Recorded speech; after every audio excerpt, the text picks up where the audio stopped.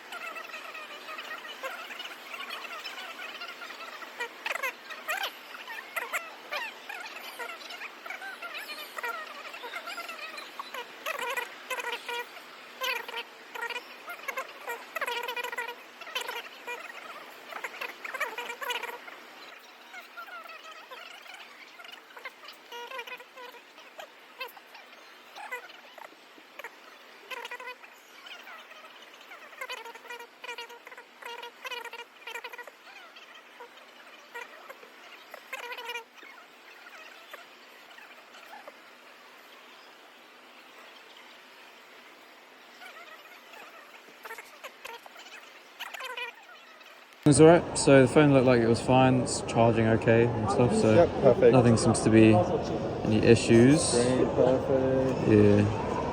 If you do have any issues, it's got a year warranty on the screen as well, so Okay, yeah, if it starts cool. doing anything weird, just bring it back and we'll sort it out from there. Cool. Okay, it's $399 for that, mate.